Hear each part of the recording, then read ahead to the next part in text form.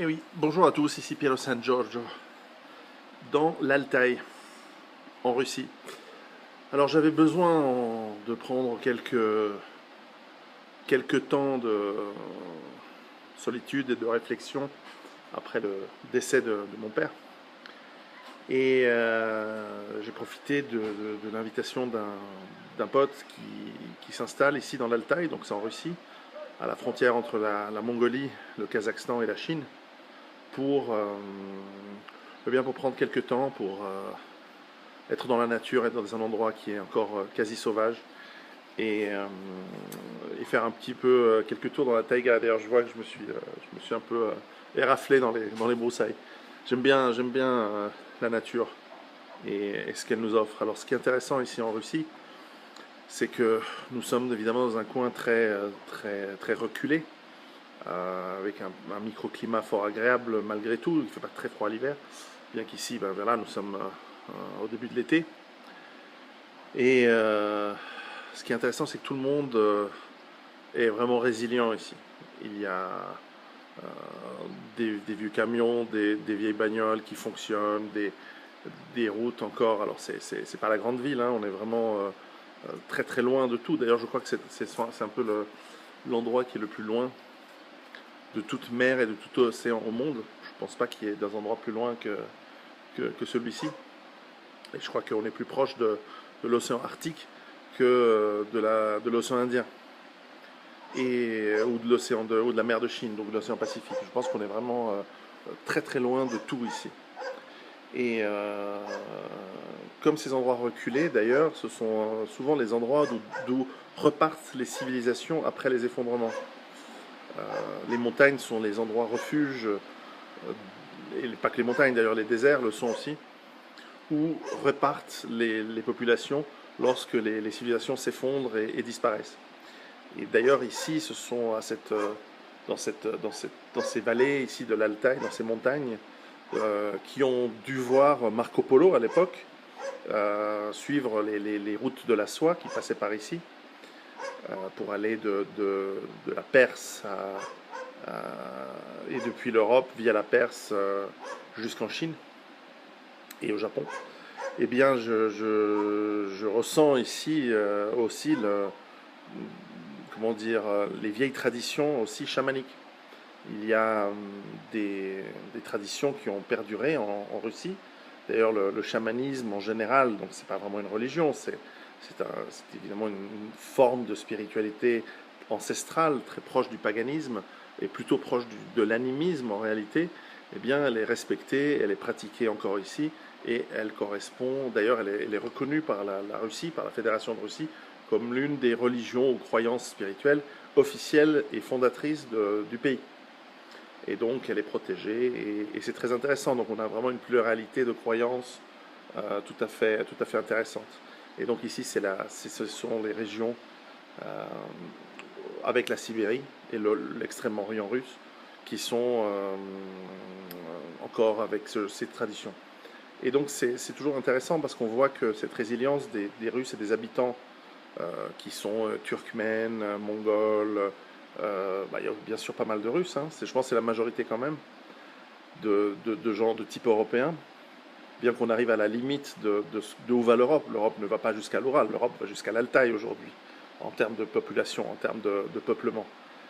Et, euh, et on voit qu'ici les gens sont résilients, ce sont encore des hommes et des femmes avec des grands H et des grands F, c'est-à-dire qu'ils savent se faire respecter, ils veulent se faire respecter, ils sont très accueillants, comme tous les peuples de montagne, euh, mais probablement pas trop si on fait les cons, et ça c'est normal. Et c'est classique, voilà, un vrai peuple, c'est un peuple qui accepte les visiteurs étrangers, qui accepte le voyageur, qui donne l'hospitalité, mais qui fait en sorte que les règles soient très claires et très clairement respectées, faute de quoi il y a des histoires assez intéressantes dans certains villages d'étrangers, de visiteurs qui disparaissent. Mais de manière générale, on voit ici que les Kazakhs ou les Turkmènes ou les Ouzbeks, plutôt les Ouzbeks j'en ai vu, qui viennent ici pour faire du commerce, etc., ils sont extrêmement respectueux des lois et des coutumes russes. Faute de quoi, la punition est sévère et rapide. Et, euh, et c'est bien ça. C'est ce qu'il faut, c'est ce qu'il faudrait retrouver chez nous. Et que aussi, ce qui est intéressant ici, c'est qu'on n'a pas forcément, on peut être, avoir un passeport de la Fédération de Russie, mais de ne pas être russe. On peut être d'une nationalité autre. Et donc finalement, ils comprennent et ils donnent, finalement, ils encouragent le maintien des identités au sein d'une entité politique, on va dire nationale, mais en fait en réalité c'est presque supranationale, qui est la Fédération de Russie, qui est à majorité russe évidemment. Et donc ça fonctionne bien dans ce mode-ci. Je pense que la Russie est le modèle d'avenir. Et je ne serais pas étonné de voir dans quelques dizaines d'années des migrations encouragées par le gouvernement russe pour inviter les populations qui doivent quitter l'Europe occidentale, l'Angleterre, la France, peut-être l'Allemagne, parce que chassées de chez elles par les nouvelles populations et par le chaos, et que la Russie leur dise, ben voilà, si vous respectez nos lois, nous vous accueillons afin que vous peupliez les grandes régions dépeuplées que sont l'extrême-orient russe ou la Sibérie. Et si vous venez avec votre savoir-faire et vos compétences, nous vous faciliterons la mise en place de French Town, alors je ne sais pas comment on dit en russe, mais de sorte de l'équivalent des Chinatown, mais French Town ou British Town ou German Town. Les Allemands l'avaient déjà fait au 19e et au 18e siècle. Hein. Beaucoup de paysans avaient quitté l'Allemagne pour venir s'installer en Ukraine et dans la Volga, sur la région de la Volga. Ici, on est bien plus loin. Et donc, j'imagine que d'ici peut-être, c'est un scénario, que ces populations européennes qui s'installent en Russie forment une génération ou deux après des corps francs qui, armés par les Russes et avec l'aide de l'Europe de l'Est, partent à la reconquête de l'Europe de l'Ouest islamisée ou africanisée et puissent reconquérir le terrain et bref, j'ai des histoires comme ça à écrire de science-fiction sur ces sujets. Enfin bref, enfin de fiction. Enfin tout ça pour vous dire que c'est bien d'être ici. Donc je n'avais pas de sujet particulier pour vous, si ce n'est qu'effectivement les gens ici sont très résilients.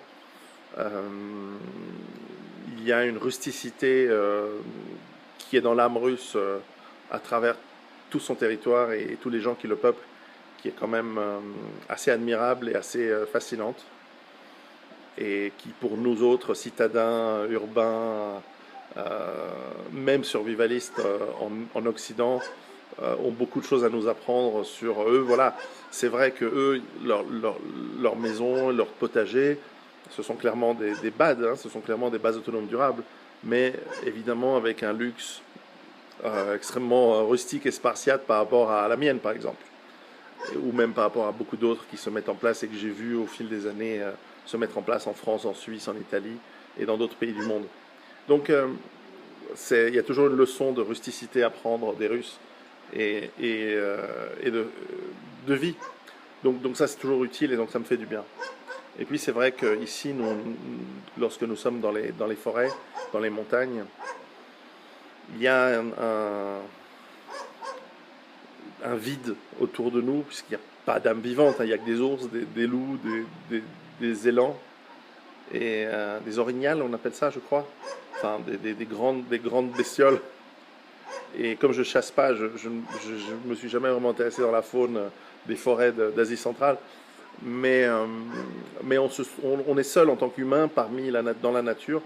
Et ça, c'est aussi fort agréable et fort sain. Il y a un retour aux sources que l'on fait dans ces endroits qui sont des sources de population. Enfin, ici, c'est avec la Mongolie qui a 400 km, c'est un peu il n'y a que des chevaux. Hein. Ici, on le voit, c'est la source des Mongols, des cavaliers mongols. Et, et donc, voilà, c'est un de ces endroits de naissance de l'humanité. Il y en a plusieurs, hein. Il y en a en Afrique, il y en a au Moyen-Orient, bien sûr, c'est probablement là où les civilisations démarrent. Mais il y en a aussi ici dans les montagnes, et il y en a également plus au sud dans l'Himalaya, ce qui a donné l'Inde et sur la côte pacifique, la Chine et les civilisations qui vont avec. Donc c'est un de ces endroits de source. Et donc on se sent bien, on est voilà, on est dans la matrice, on est dans la source matricielle de l'humanité, dans un de ces endroits qui font ça. Et donc il y a des bonnes vibrations, je ne sais pas comment expliquer, mais il y a des bonnes vibrations. Voilà, donc intéressant. Je vous encourage à visiter la Russie, je vous encourage à visiter l'Altaï. Ce sont des pays fascinants, très différents de ce que l'on connaît en Occident, on va dire. C'est vraiment bien. Voilà. Je vous mettrai quelques images d'exploration. À très bientôt. Ciao.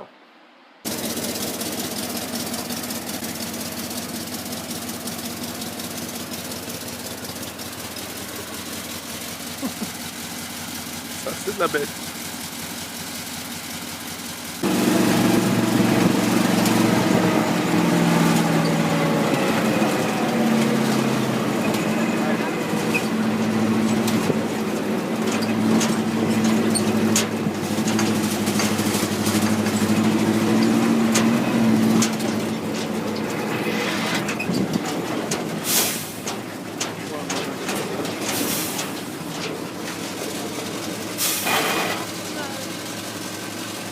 Regarde, même quelqu'un qui habite tout le temps en île, il fait traverser en jeep, une guerre, avec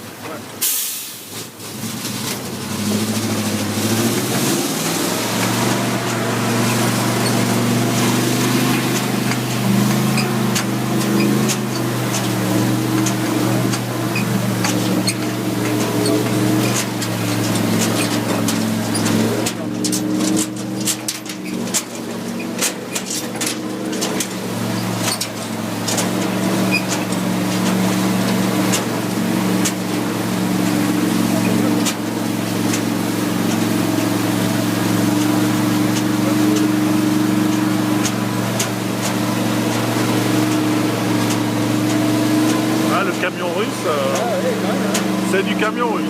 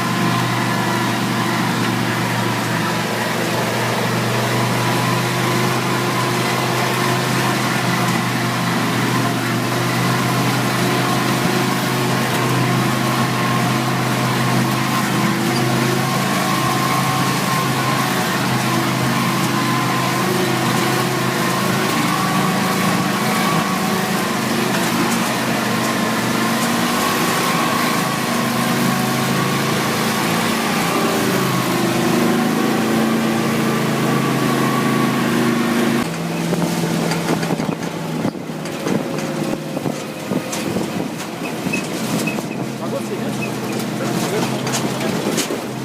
Je me rends compte de tout que vous n'avez pas vu en voiture.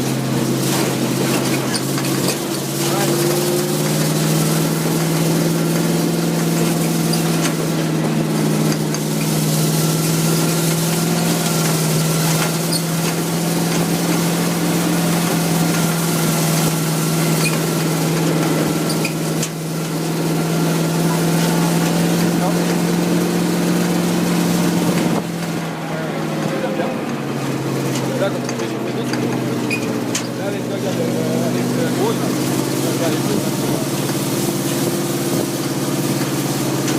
Tu peux aller n'importe où.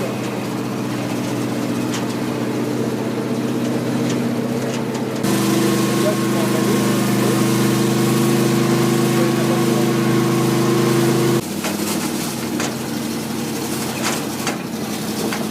Ah ouais, on s'attend.